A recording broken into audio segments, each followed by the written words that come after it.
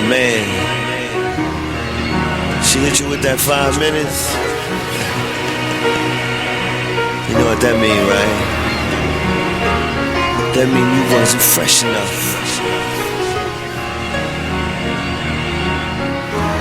Let me show you how to get on my level.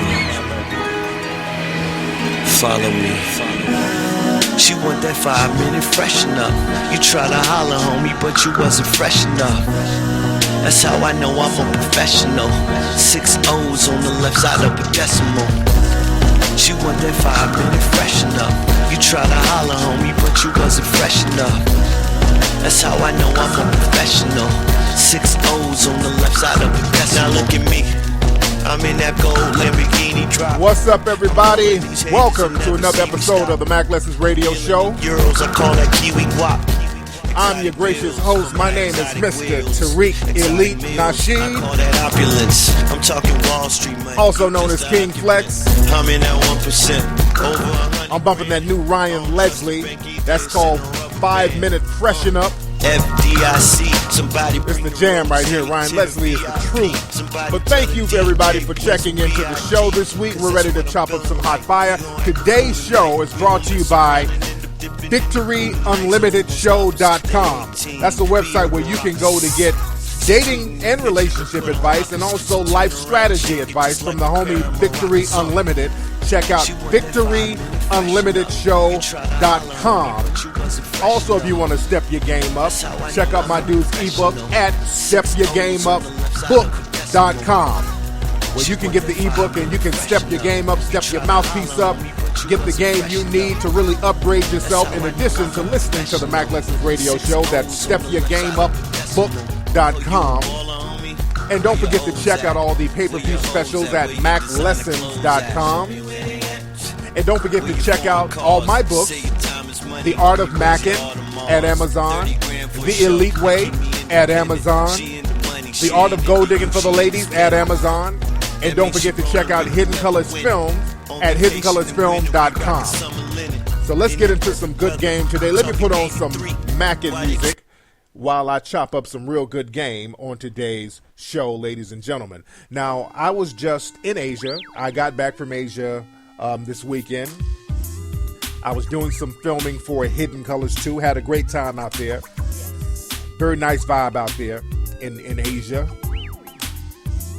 I got a lot of very good footage for Hidden Colors 2. You guys are going to be very surprised, and you guys are going to be very pleased with some of the footage I have. And Hidden Colors 2 is just going to be off the chain.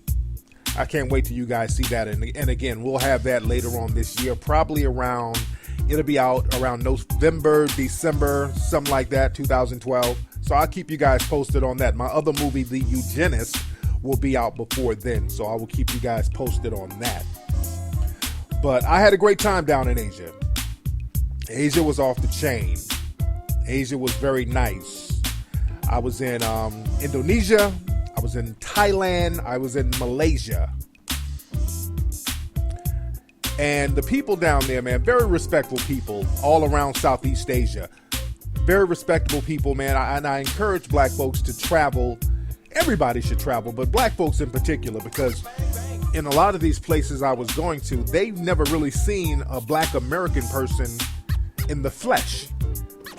You understand? So they're used to seeing whatever black person on television, and the images they have is basically what they see on MTV or something like that, because every time somebody would meet me over there, they would find out that I was from America, and they start going into this whole yo, holla back. They start talking in this real stereotypical hip-hop slang.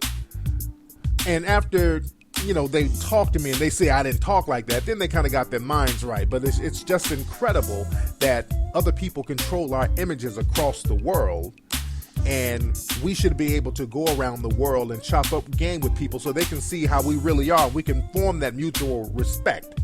That's very important. And again, like I said, I had a great time all over Southeastern Asia.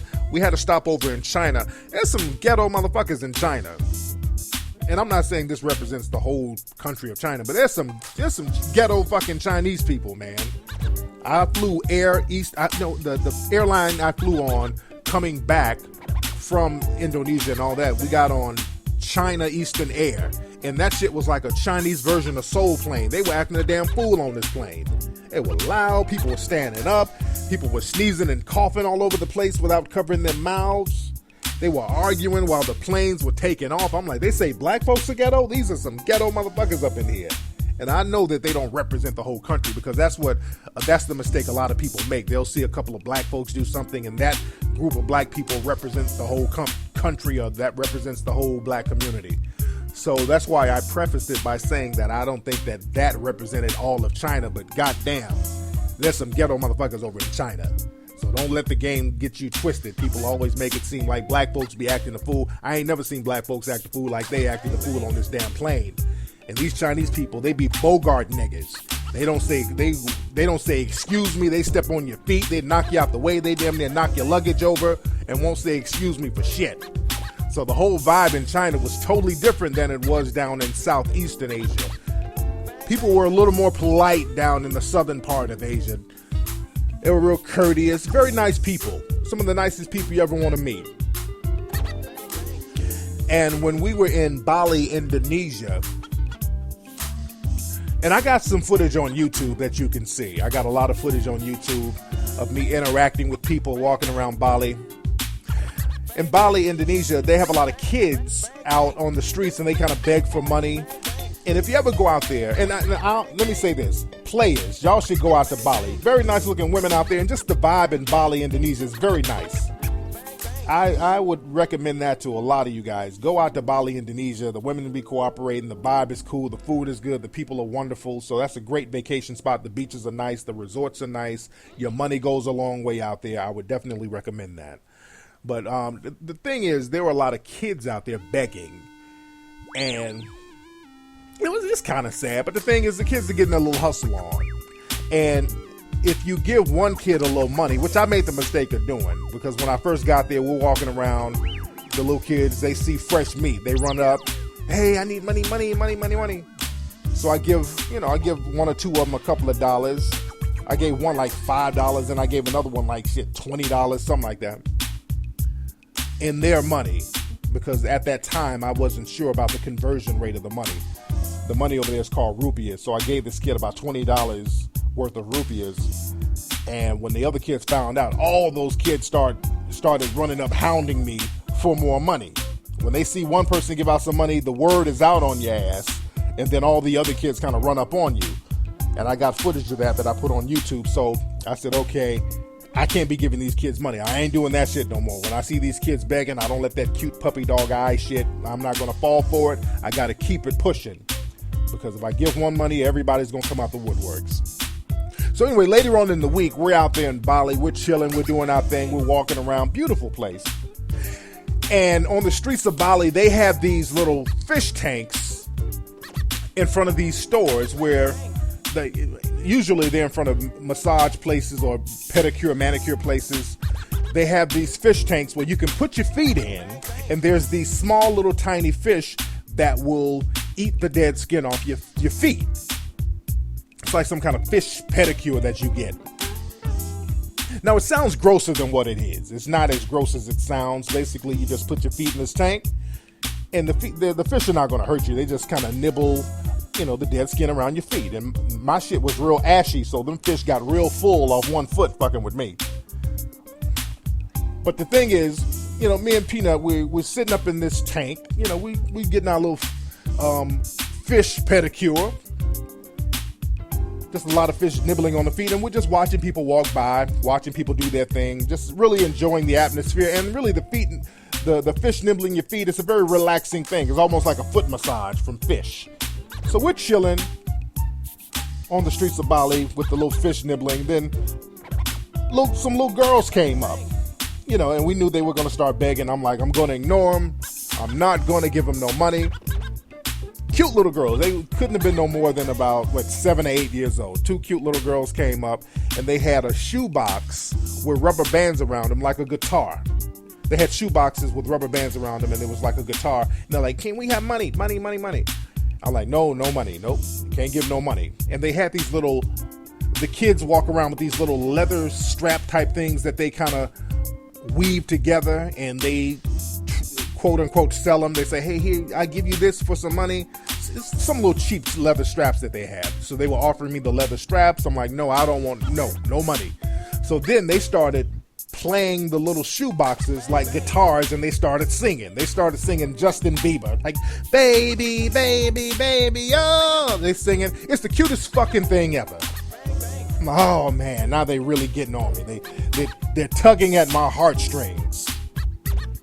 So I broke down. I said, okay, that's the cutest thing ever. I got to give you something. So I go in my wallet, and I got a lot of the rupees. I got a whole bunch of big bills and rupees. I said, I'm not giving them none of these big bills. But I had like a $5 and a $1 bill in American money. So I gave the girl, one of the girls, the $5. I said, okay, here's $5 for both of you. Now, the first girl I gave the $5 to, she looked at me like, no, I'm a solo act. This chick is on her own. I'm Beyonce. That bitch is Kelly Rowland. So I gave the other one the $1 I had. I didn't have any more, and I don't think they understood the denomination of the money. They weren't used to American money, so they didn't really know how much it was worth. So I gave the one girl the $5 and another girl the $1 bill. So they just, frolic around the corner. They all happy. They run around the corner. And that was that. So I thought. So about 2 minutes later, and I'm still, me and Peanut, we're still sitting up here with our feet in a damn fish tank, chilling. So 2 minutes later, the girl I gave the $1 bill to came back around the corner with a look of fucking disgust on her face. She was looking at me like, nigga, no, you didn't just get this bitch $5 and give me a $1. I just found out how much money this is. This is the look she had on her face. She couldn't speak English that well, but she came up to me like, this is $1. I said, yeah, this one, that's all I have. You gave her $5. She learned, her English got a little better all of a sudden. She's like, you gave her $5, you gave me $1. I said, sweetie, that's all I have. No, I saw you got my money. She saw my wallet, saw how much money I had. I said, baby, I can't give you that. I can't give you that. No. She's like, no. I'm like, baby, I cannot give you no more money. That's all I have. But you gave her, and so she's pissed at me for giving her homegirl more money. So I'm like, no, this kid, and I'm not going for it. I'm going to stand my ground. I'm like, sweetie, that's all I have. I cannot give you no more money. So we go back and forth with this for about 10 minutes. So then the little girl kind of started crying. She started crying. I'm like, I don't give a fuck. I'm standing my ground. You might be acting. I ain't giving you shit. I don't have no more money. I don't care about no tears. I'm getting cold-blooded with this game. I ain't going for it. I'm standing my ground. I'm not giving it nothing. So she moseys on around the corner, and I'm feeling like a dirtbag. I feel bad, but I'm like, shit, sometimes the player got to do what he got to do. So now, about another minute later, a little boy come around the corner. So he's around the same age. He's around 7 years old, about 7 or 8 years old. And, he looks, has the body of a 7, 8-year-old boy, but his face, he looked like a damn 38-year-old man. He just has like an old-ass spirit, and his little voice was deep. So I guess they told him that I had money, so he thought it was incumbent upon him to come around and campaign for some paper. But the little boy, this nigga didn't have any kind of tactfulness. He kind of came around the corner, bogarting a little bit. He just kind of ran up on me like, give me $1. His voice is deep. He didn't have a guitar, nothing cute. He rolled up on me like, give me $1. I said, dude, first of all, I don't like the way you coming at me. And I don't have no money to give you. No, give me $1. And he had the little leather straps, showing me the little leather straps. I'm like, I can't give you no more money, homie. I don't have it. No, give me $1. I mean, this went on for about 30 minutes. This little dude, I'm not exaggerating. This dude stood up there for about 30 minutes, going back and forth with me, trying to get some money out of me. I'm telling him I don't have it. And he's getting more and more frustrated. And his voice is getting a little deeper. Give me $1. And he's kind of, when he's saying this, he's low-key hit me on the knee with the leather strap. Give me $1. I'm like, dude, don't hit me with this goddamn strap. I don't have a fucking dollar. I'm getting kind of frustrated with this little dude. I'm not trying to go off on him because I don't, I'm in a foreign country. I'm not trying to get into it. I don't know who that nigga dad could be, a damn Asian mafia some shit. So I'm trying to be cool but stern with this nigga. But he won't leave me alone. He keeps hollering at me about this dollar, and he's getting more and more aggressive. He hitting me on the knee. He's hitting Peanut on the knee. I'm like, you can't hit my chick, dude. Come on, man. Give me $1. I said, oh, man. I'm getting a little nervous. I'm like, shit, this nigga might go off in his waistband on the nigga. And the fish done stopped nibbling my feet. The fish done moved to one side of the tank because they scared of this nigga. And finally, the lady from the manicure shop, she comes out. She's like, you gotta go. You go now. And this dude gave me a look like, nigga, I bet not see you in these streets tonight. This fool kicked the fish tank and ran off. I said, ain't this a bitch? You son of, you. I got mad at his ass. And I got some of this stuff filmed. A lot of it I didn't film, but I got some of it filmed. So the point is, when you go over there, if you ever go there, don't give those kids no money. Don't let them tug at your heartstrings.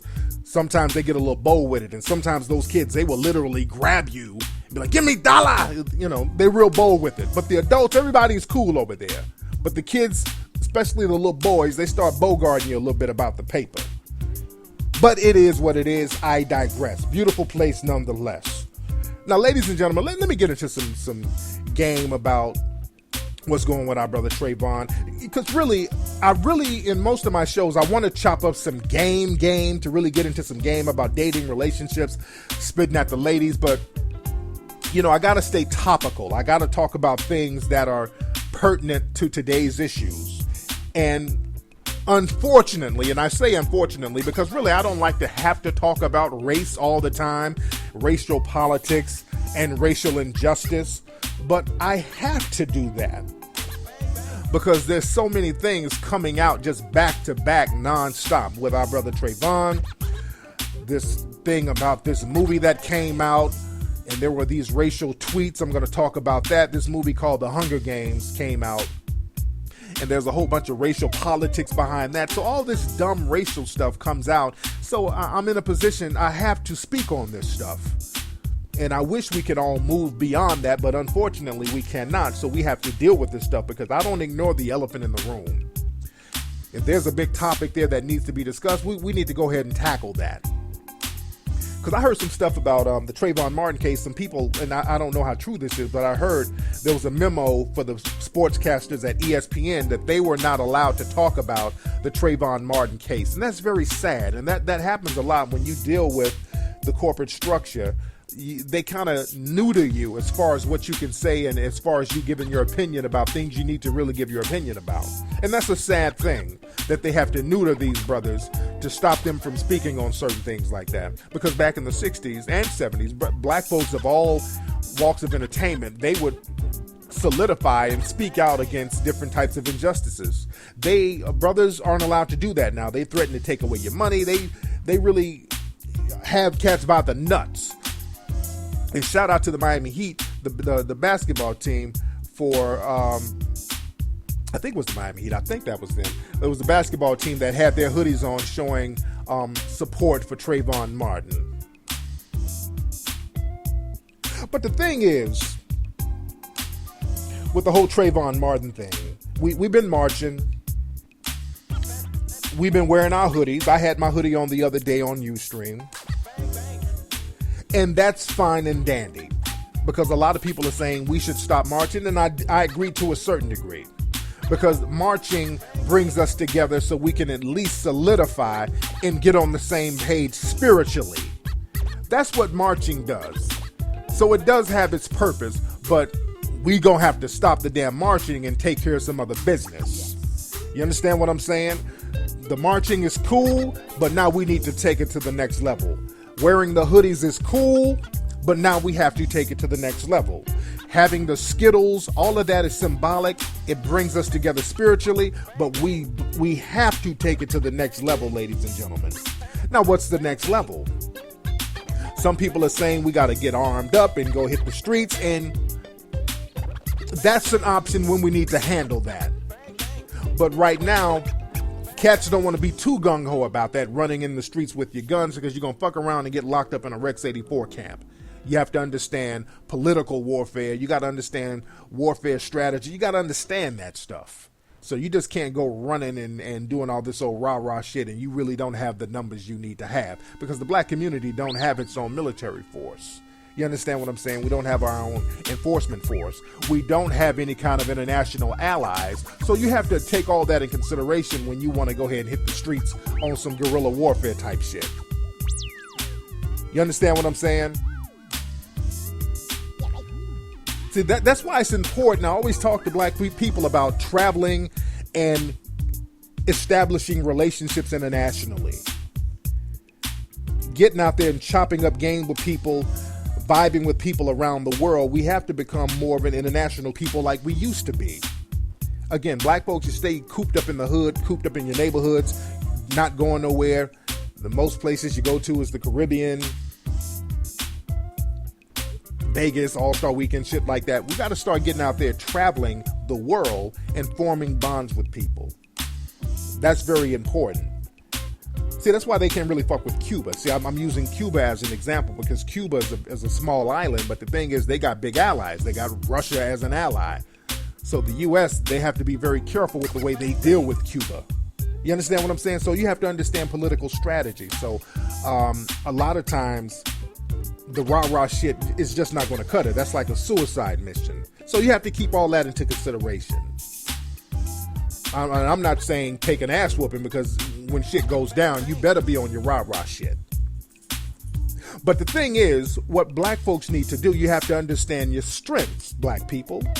And my white folks, y'all can listen into, but I'm talking to my black audience in particular, because this is an issue that black folks need to really come together with and use their strengths. Because at the end of the day, we're all we got. It's like CMB. I mean, we have sympathizers, but at the end of the day, black folks are catching the brunt of all this shit. And at the end of the day, we all we got. And this Trayvon Martin situation, it stinks to high heaven. So the thing is, like I was saying, we got to use the strengths we have. So what are the strengths of the black community? The marching thing, that's not it.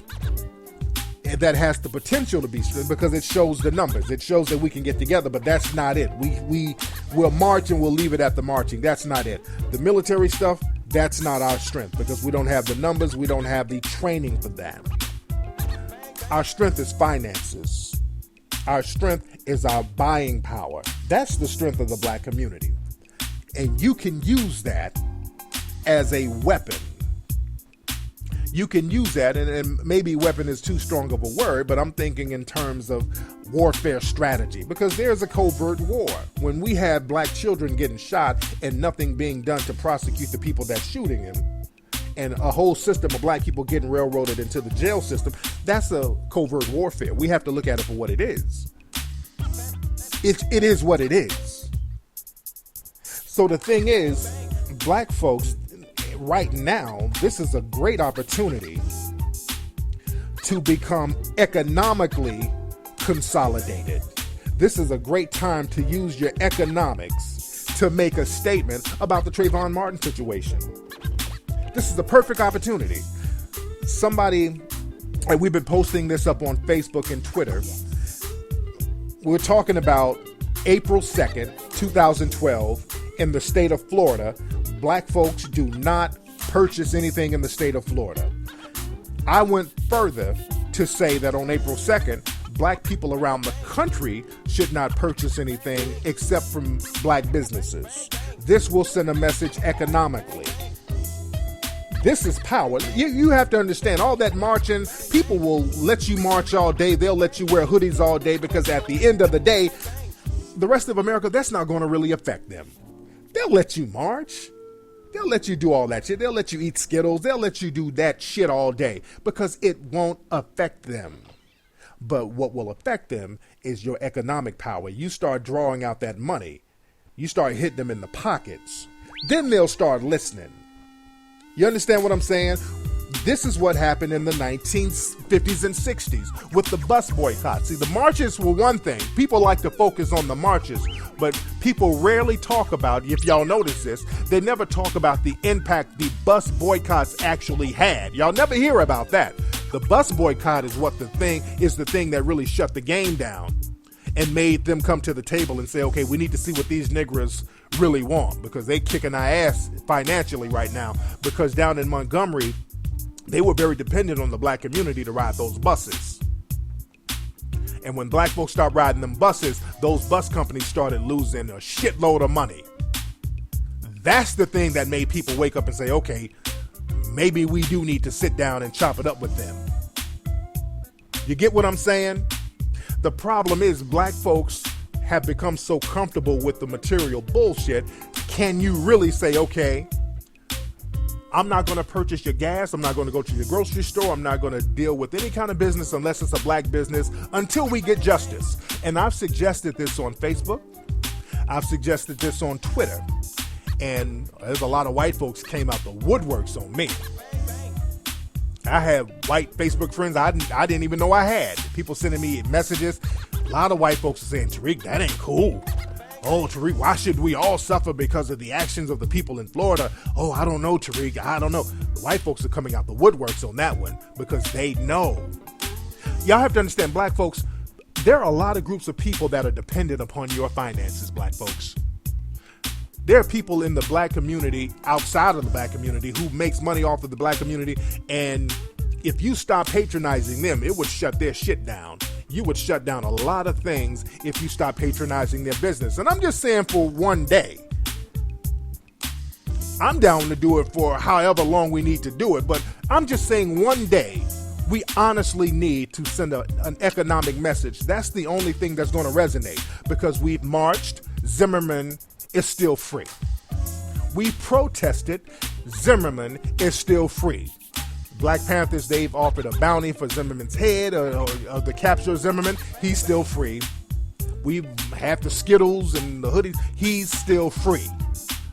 So a lot of this stuff we're doing, it has not really been effective because it's not sending a hard enough message. Money talks. On April 2nd, again, black folks need to send a message. We're not going to buy anything from anybody until we get justice. That's the message on April 2nd, especially down in Florida. Black folks in Florida, shit, y'all should go a month without buying anything down in Florida. Send Florida a message. We're not going to support this system. We're not going to support this state. We're not going to support this government financially. We're not going to feed this system financially if they don't give us justice. And black folks around the country should be doing this because, truth be told, there's shootings of black kids still going on. In the media, about every week, there's a black kid getting shot somewhere. I know there was a black kid getting shot in Milwaukee. A black girl got shot in Atlanta. A black girl got shot in Chicago. So it's going on and on by the police. We have to send a message. We will not continue to finance a system that will not support us or give us justice. You have to understand, black folks, money talks. Are you disciplined enough and are you down enough to be down for the cause like that? Can you support black businesses, even for a little while? Because I'm not saying, that's not our nature, black folks, to discriminate. This ain't about discriminating because people do that to us all the time. People discriminate against us all the time. This ain't about that. It's not about alienating anybody. The whole purpose of this is solidarity. Showing solidarity and support for one another, because that will be our strength. And when we show support and solidarity to one another on a financial level, we'll be unstoppable because our buying power is incredible. I want y'all to think about that. April 2nd, and we need to get serious about this shit. Let's stop with the marches. We done marched. That's good. Let's get this financial strategy popping. But I digress, ladies and gentlemen. Now, speaking of the whole Zimmerman Trayvon Martin thing, they're starting a smear campaign on this brother. This is why I'm saying they're taking the gloves off and black folks are still fucking around. They are taking the gloves off. They're going around in the media talking about Trayvon Martin was a little drug dealer. He was a thug. They had some pictures of some nigga who wasn't even him on some gangster shit had some dude's Facebook pictures. They talking about Trayvon was suspended from school. They're trying to smear this brother, and all of that don't mean nothing. I don't give a damn if he was a thug, which he wasn't. I don't give a damn if he was a drug user. They're trying to say he was smoking weed. I don't give a damn. None of that means that brother should have been killed in cold blood. All of that stuff is irrelevant. And now they done brought out this nigga. This nigga named Joe Oliver, who's supposed to be a friend of Zimmerman. And that's another thing, black folks. Just because somebody waves some money in your face, clearly this Joe Oliver nigga, somebody has clearly paid this nigga to go around saying that he's Zimmerman's friend. He just came out the woodworks like, hey, I'm a friend of Zimmerman. He's not racist. Leave him alone. Black men in particular, you know better. Don't be a hoe all your life. Sometimes you just, all money ain't good money. All these Larry Elder type niggas, all money ain't good money. Don't open your booty hole every chance somebody waves $1 in your face. Some of these cats can be hoes. They just prostitutes out here in the game. You niggas will do anything for $1. And this dude, Joe Oliver, is clearly getting paid by somebody. When you do your research about Joe Oliver, you find out that he used to be a CNN anchor back in the 90s. Do your research about Joe Oliver. And he was just on some MSNBC show. They got in his ass. They had some brothers on there, black lawyers, on there getting in his ass. They were like, look, dude, you know you ain't really friends with Zimmerman. They were going off on this dude. And the Joe Oliver guy, he was sounding kind of tough at the beginning of the interview. He was like, yes, I'm a friend and I'd support my friend Zimmerman. And they started getting in his ass, cross-examining him. And they found out that he really didn't know Zimmerman like that. And they were getting in his ass at the end of the interview. That nigga, he was sounding more moist and moister as the interview went on. The more they got in his ass, the more moist he sounded. At the end of the interview, his ass was up there like this. Well, obviously, we have a rapist in Lincoln Park. That nigga was real moist at the end of the goddamn interview. And the thing is, this Joe Oliver guy, he's 53 years old and Zimmerman is 28. So that already looks weird. How would a 28-year-old white Hispanic guy, quote-unquote Hispanic guy, be friends with a 53-year-old black man? And what the fuck y'all get together and do? Listen to Bobby Womack records, and what you do? What do a 53-year-old black dude and a 28-year-old white Hispanic dude do together? So you have to look at all these red flags out here. But I digress, ladies and gentlemen. I definitely digress. Now, what I want to talk about today, we're talking about heroes, white heroes versus black heroes. And I'm talking about this because of a movie that came out called The Hunger Games. There was a movie called The Hunger Games that came out. And in this movie, The Hunger Games, it's based on a book called The Hunger Games. I can't think of what the lady's name is. And I don't want to give too much of the plot away because really that's irrelevant. The Hunger Games is based on this fiction novel. And there were some tweets about the film by fans of the book and fans of the film. And the movie made a lot of money, by the way. But some of the white fans of the book and film, they were upset that some of the characters in the movie were black, because in the book, they vaguely described the people. They described some of the people as having brown skin, dark brown skin, but there was no concept, because the book takes place in the future, so there was no concept of black or white or whatever. They described people by their skin tone. So a lot of the readers were reading about the characters, and in their minds, they pictured the people as being white, so they created a bond, an emotional connection with the characters. But in the movies, when they found out that the characters were black, they were upset, and they were really releasing their racist rage on Twitter. They were saying stuff like, I didn't know that Rue was going to be a black bitch. And this is a little girl that's in the movie they're talking about. Very cute little girl in the movie named Rue. Her character's name is Rue. I can't think of what the girl's real name is. Little cute black girl. And Lenny Kravitz, he plays another character. And there were some white folks who were really upset about these characters being black in the movie. One dude said some shit. He kept it 100 because a lot of whites think like this. Not all, but he was like, when the black character died, when I found out she was black, I really didn't feel as bad. They were saying little shit like that. People kind of spilled their guts on Twitter. People have racial Tourette's on Twitter, but they were saying some real off-the-wall stuff. And a lot of black folks got upset. Even a lot of white people got upset. But you have to understand the psychology behind that. When you hear about stories like this, and we hear about this a lot when it comes to comic book movies, a lot of white American people really don't have any white heroes. That's what it all boils down to. A lot of white, and I want my white brothers and sisters, if you have some white friends, have them listen in so I can explain what goes on, because a lot of this stuff is in the subconscious mind. A lot of people don't know why they don't like certain characters. A lot of people don't know why they gravitate towards certain things. A lot of whites don't know why they have these subliminal racist attitudes towards certain things. But it's a very covert thing in their mind, so this is why they don't think they're racist. But the thing is, there are really no white heroes. Think about it. There's no white. Like, black folks, they're black heroes. Like Dr. Martin Luther King, he's a black hero. But even living, we have living black heroes. We have heroes like, hell, Barack Obama, he's a black hero.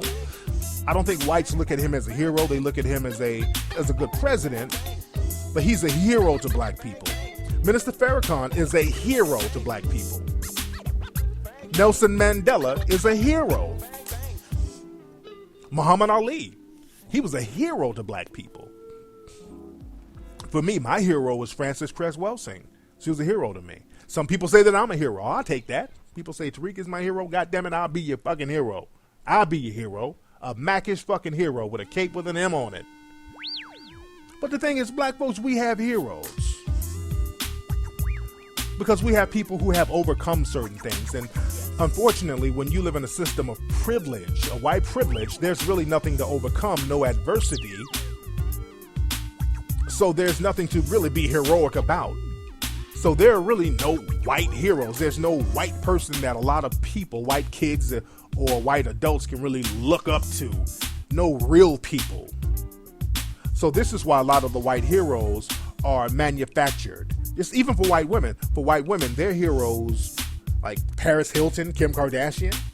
And you have to be a teenage girl to even have them as a hero. But they're manufactured. Once you grow out of that. But there are really no white heroes, unfortunately. I'm not saying this in a condescending way. We're just looking at it from a social standpoint. So this is why a lot of the white heroes that we do have, that's out there, that a lot of white kids have and a lot of white people have, are manufactured. Just like with wrestling. Wrestling is manufactured, it's not real. But you create these characters and white kids look up to these people. Your heroes are manufactured. Now, in certain sports people, you used to have like the Larry Bird, people like that. That's why whenever a white athlete can do something halfway decent, he automatically becomes a hero. Tim Tebow, he's a hero. He's not the greatest player. This guy can play. He's a decent player. There's many brothers that can outplay him. They can run circles around him, but he's a hero. Tim Tebow, he's all over the place. Wayne Gretzky, he was a hero. So you don't have too many athletes like that dominating the game. So a lot of the heroes in the white community have been dwindling. You don't have no boxers, white boxers who your hero. You don't have that great white hope. So again, the point is, a lot of the white heroes are manufactured. Now, back in the day, you had people like Davy Crockett, the legendary heroes from back in the day, but a lot of their stories have been embellished. Just like the Paul Bunyan story, a lot of those stories of people back in the day have been embellished. So the heroes that many whites have are Hollywood actors, and they're heroes based on their characters. And that goes back to the John Waynes, to the Charles Bronsons, to the Sylvester Stallones. Your heroes are fictional characters. Even with Sylvester Stallone, they got a Rocky statue in Philadelphia. They got a statue of this motherfucker like he's a real person in Philadelphia. Because there is no real Rocky. So they're like, fuck it, this will be our hero. We know he's fake, but he'll be our hero. And when I was in Philly, where they filmed some of the movie in downtown Philly, they got these stairs where Rocky was running up the stairs. White folks be running up them damn stairs all day like they're Rocky. I drove by there, there's white folks up and down them stairs running like they goddamn Sylvester Stallone.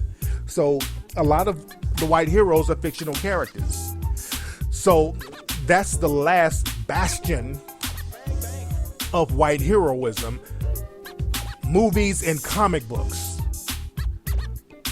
This is why we have a lot of superhero movies, X-Men, Spider-Man, Wolverine. All of these movies are so popular right now because these are the last white heroes.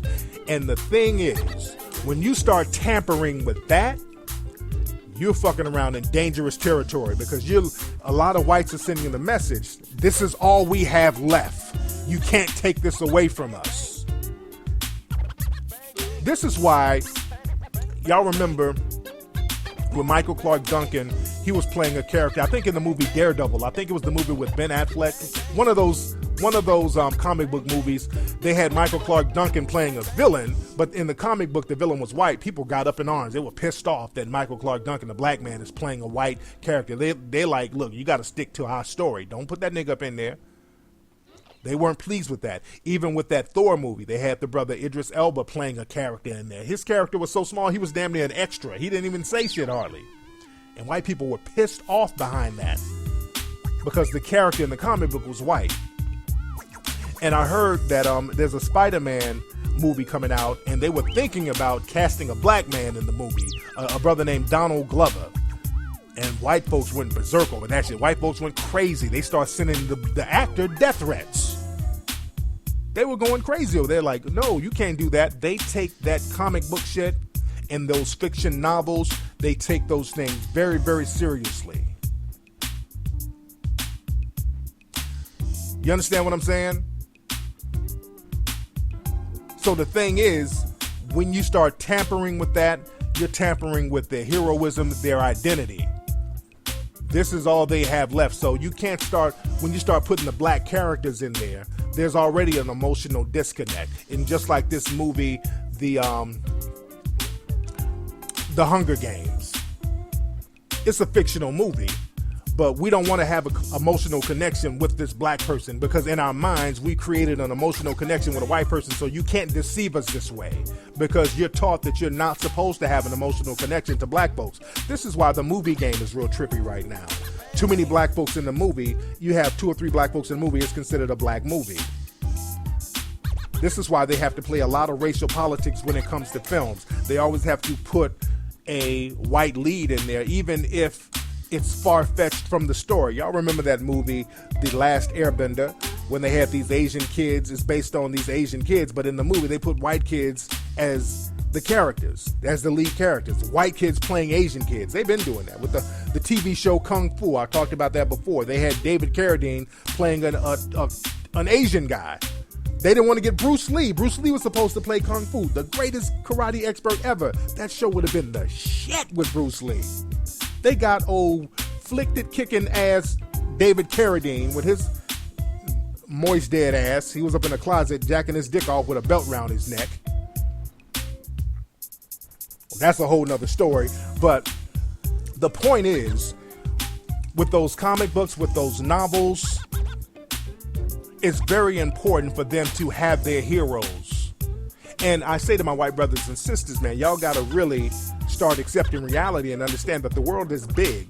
There's a big world out there, and having black people or showing them in the proper light, which is equal, don't let that fuck with you psychologically, because that's some sad shit to be at a movie theater or watching a film and it's fucking with you psychologically to see people of color on equal footing.